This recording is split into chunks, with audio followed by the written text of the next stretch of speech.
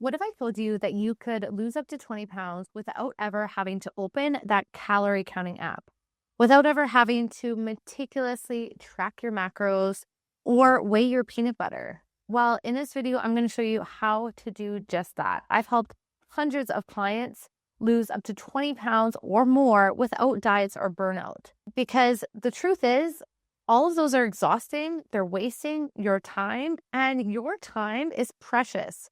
As a busy mom, we need to not only lose the weight, but we need to do it in a way that's sustainable and not going to burn us out in the long term. Hi, my name is Kylie Hykins. I'm a mom of two. I'm also a nutrition and weight loss expert that has helped hundreds of moms lose weight without diets or burnout. In this video, I'm going to give you a full roadmap on how to lose weight starting tomorrow without any of those annoying calorie counting apps. The first thing you want to do is you want to anchor your day in protein. Protein is going to do multiple things for you. And yes, I know it's all the rage. It's all you hear about on Instagram. But what it's going to do is it's going to anchor your day with sustainable energy. No more 2 p.m. crashes. No more raiding the refrigerator after the kids go to sleep.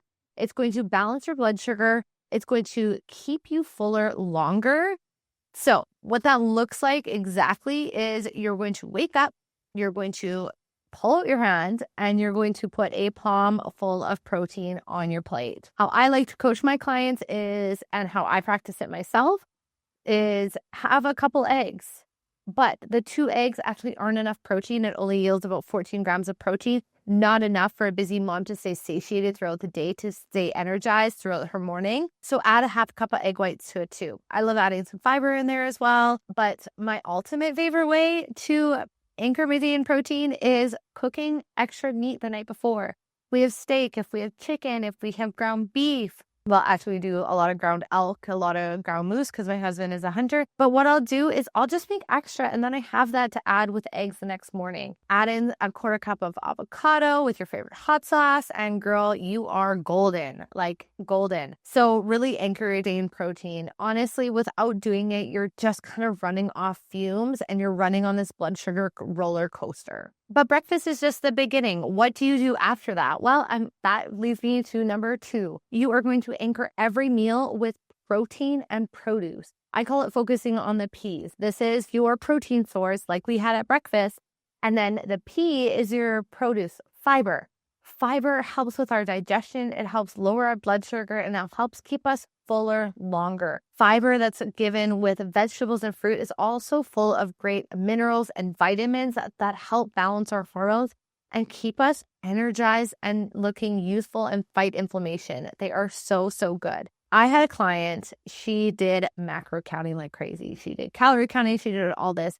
So much so that she actually seen her old coach on Instagram, and she felt this like intense shame or guilt that came with it. Because it was, you've seen it all the time. It's like this protein bar, and it's like, oh, my coach let me have 30 grams of carbs. It's like, let you? Like, aren't we full-blown adults here? Don't we even take care of children as well? Like, we are the epitome of an adult. We are raising other humans. But it really brought up a lot of shame and guilt, and she didn't want to go down that road again. So obviously, she came to me. We did not do any of that. And I gave her this simple trick that I'm telling you now. Anchor all your meals on your P's. So you're going to grab a plate. Half of it is going to be fiber-filled vegetables. That's the P. That's the produce part. Think colorful. Think volume. Think something that doesn't have a nutrition label. It's not processed. Another half of that, another 1/4 of it is going to be protein. That palm size that I talked about with your breakfast. And then the other one can be those starchy carbohydrates. Maybe it's sweet potato. Maybe it's a squash. Maybe you're going for whole grain rice, whole grain pasta. That's going to lessen the amount of processed foods you're taking in because you're focusing on your P's first. Most nutrition advice will put you in this cardboard box. I actually see one coach, all she does is she just gives the same meal plan to everyone, and then just tells you, well, just eat a little bit more if you're hungry. We need a formula. We need a strategy to work in real life when we're stuck at the hockey rink, when we're stuck at cheer camp, when we are on the road, when we're going from one place to another, when we are low on sleep, when we are high on stress. We need something that we just have in our back pocket that we can look at any plate and be like, how does this help me lose weight? How does this help me not only lose weight, but keep it off? And that's what focusing on your P's is going to give you. It's going to give you a strategy that you can keep and use at any time. We don't need to be constantly confused about our food. We just need a simple strategy moving forward. So at your next meal, ask yourself, where's your protein? Where's your produce? Great. Do you have both of those? Are they taking up most of your plate? Well, good job, mama. You are there. It's that simple. Don't let the dieting industry overcomplicate this shit for you. It's your body. Just fuel it right with your P's and watch weight loss happen. The next piece I want to talk about can be a little tough for some women, especially if we grew up in the 90s and we looked at, those thin 90s models that were just super thin and made us feel like we had to be stick figures as well. It's muscle. Muscle, muscle, muscle. Build it, and build some more. And no, it won't make you bulky. That's probably the one thing that's actually holding you back from achieving the body that you want. Being scared of heavy weights and being scared that you're going to put on so much muscle mass that you look bulky. Really, what it's going to do is it's going to be your metabolic armor. Our metabolism is the way our body fuels it ourselves. So we intake food, and it's the way it's going to utilize that food as energy. Now, we want to be able to not only utilize the food that we eat and use it as energy, but we need to be able to tap into those fat stores.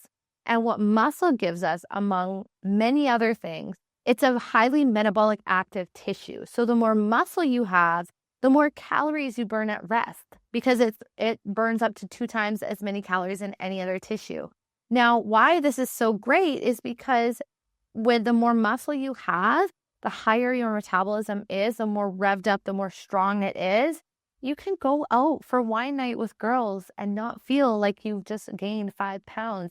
You can go away on a trip and not feel like you gained 5 pounds. You can look at carbohydrates and not feel like you have gained weight. Our society is filled with highly palatable, highly caloric foods. And if we want to enjoy those once in a while without it affecting our waistline, then we need to have a high metabolism, and muscle does just that. Not only that, muscle allows us to be strong. It allows us to be capable. It allows us to lift up our toddler and put them in the car seat. We have a big truck, so I'm always doing like a shoulder press, getting my toddler up there. It allows us to hold those bucket car seats really well. It allows us to get on the floor and play with them. And you know what? Fast forward, it's going to allow us to play with our grandbabies too.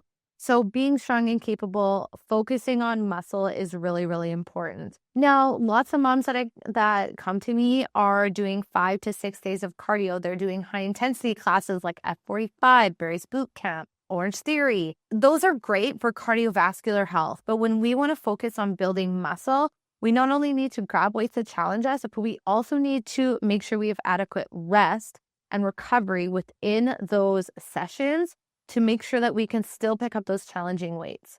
So how this is going to look for you.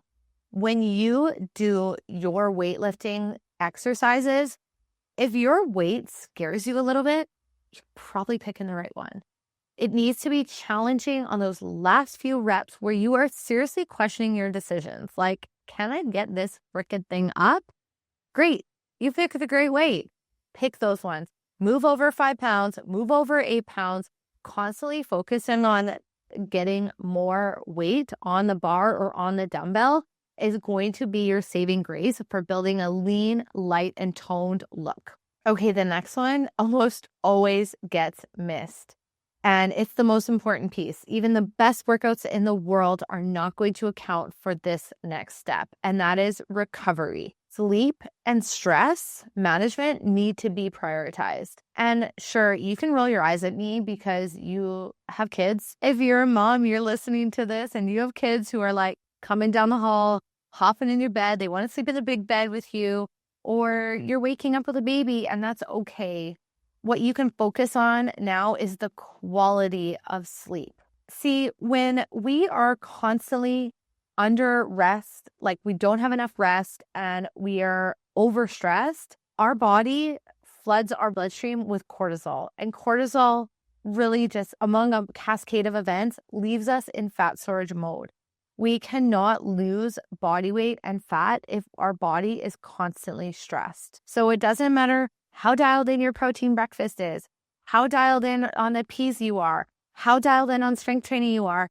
We need to make sure that we're prioritizing sleep and stress management. I've had multiple clients come to me. They're doing all of that right. But it's a simple thing of putting up a boundary or leaving their phone out of their room or something that allows them to really exhale. Our bodies can be constantly like this. You might feel it in your jaw, mama. You might feel it by your shoulders or like walking around like this all the time. When our body is in fight or flight mode, it does not give a shit about losing weight. It cares about survival and survival only. Cortisol is like king shit of Turd Island. When it is in play, all other hormones have a hard time balancing and working for us. Appetite hormones or satiety hormones like ghrelin and leptin have a really hard time signaling to us that we're full or that we're no longer hungry. We need to make sure that we are managing our cortisol, and we can do that by leaving our phone out of our room. I know, I'm sorry. Pick up a book, journal. Pick one thing, go out in nature. That's like honestly my favorite. Looking at the horizon, looking at the little details of nature can really help your body exhale. And it also is going to help your weight loss journey because you're getting your steps in as well. So nature outside walks are like my absolute favorite. Another way you can do that is just really try to improve on the sleep quality. Are you sleeping in a cool, dark room? Things like that. So what you can try today is just pick one. Just pick one. What are you leaning towards? Is it a hot bath at night? Is it a cup of tea? Is it, shutting your phone off at a certain time? Pick one, stick with it, and really try to let your body exhale and really feel recovery. That's going to help you build that lean tone look. Now, let me give you the final piece that brings this all together.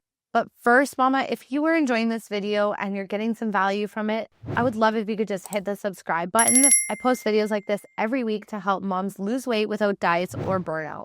And now let's get to the final piece that brings it all together. And it is perfection. Stop chasing perfect conditions and just aim for consistency. We have an idea of what fitness and nutrition and diet should look like pre-children. But we're moms now, and it demands chaos. Demands chaos. Well, it does demand chaos. It is chaotic, but it demands flexibility to deal with that chaos. So the moms that I see in my world that have the best results are the ones that pick up and keep going. They pivot. They're flexible. They're not chasing perfect conditions. They're just doing what they can when they can. Something is better than nothing. Having strategies in place, like if this happens, then I'm going to do this, right? It's being able to pick yourself back up. I have a story like this. I actually did this in my business. I put a bunch of money behind an ad and, Meta, Facebook, Mark Zuckerberg did his thing. I was so crushed that I was out of the game for 3 weeks. I lost money. I wasn't able to pick myself back up. And that's where coaching can really come in play. Don't be hard on yourself in your weight loss journey. If you screw up, that doesn't matter. It's actually not off track. You're still on track. It matters that you get back. Okay? Don't shame spiral. Don't guilt spiral. Just get back. Make that next right decision that's going to honor your body. That next right decision that's going to honor your weight loss goals. Don't get stuck in this really crappy area that just makes you talk down to yourself. Just get back on the horse and find a way to do that. It's kind of like being on a road trip. Okay. So if I'm going to go from Vancouver to Toronto, there are so many different ways I could get there. I just know if I'm going to Toronto, I got to head east. I'm not going to not get to my destination by taking one wrong turn. No, I just pick myself back up and I get back on course. Weight loss is kind of like that. Don't beat yourself up. You're going to miss workouts. You're going to eat off plan. You're going to enjoy some Easter eggs at Easter. You're going to enjoy some pumpkin pie at Thanksgiving. That's part of it. This is a journey. And I'm going to tell you something that most weight loss coaches won't. But the destination is just as important as the journey. It's just like when I'm building my business. Sure, I could get to like some end goal, but if I'm not enjoying the process on the journey, then it makes it suck. Quite frankly, it makes it suck. Try not to make your weight loss journey suck, because joy is going to help you stay consistent. It's going to help you stay in the game. So I hope that really helped. But here's the final piece that I really want you to take away from. It's going to pull all these pieces together, all the steps, and give you what a perfect day will look like. So what does tomorrow look like with this plan? Exactly this plan that I've outlined today in this video. You're going to wake up. You're going to anchor your day in protein. You're going to prioritize it. And then maybe you're going to work out in, right? 20 minutes, compound movements, grabbing weights that challenge you. And then when lunch hits, you now have that strategy that we've talked about before. What does your plate look like? It's half of, you're going to focus on your piece. So it's half of produce, which is your fiber-filled vegetables, your fiber-filled fruit. They don't have an ingredient list. They don't have a nutrition label. They're high volume, low calorie foods. And then you have a quarter of it is going to be protein and a quarter of it is going to be starch. That's going to be your dinner too. Throughout the day, maybe you add some recovery tips in there. Maybe you rest even though it doesn't feel productive to you. Maybe you add some journaling or a walk outside to really aid in that recovery for your strength training protocol, to really build that muscle, right? We don't want cortisol in the picture. So we want to really make sure that we are recovering properly. And then when bedtime comes, we're going to protect our sleep quality. I know we can't protect our quantity. We can't ignore our kids in the middle of the night, but we can get to bed a little bit earlier. We can leave our phone outside of our room. We can choose a dark, cool environment to sleep. That is tying it all together. And you wake up and do it all again, and you do your best to be as consistent as possible and to enjoy it as much as possible, and to really let go of the perfectionistic thinking that can come with diets. When you've been giving the calorie tracking apps, when you've been giving the meal plans, when you gotta be perfect in this cookie cutter, it feels hard to get outside of it. But really try and fight that, because that is what's going to make you not only lose weight, but lose weight long term. And that's really what I want for you. Now, do this for 12 weeks and let me know how you get on. If you're still not seeing results, though, your metabolism might need a little bit of a reset. And I have a video right here to show you how to do that. I'll see you in the next video. Thanks for watching.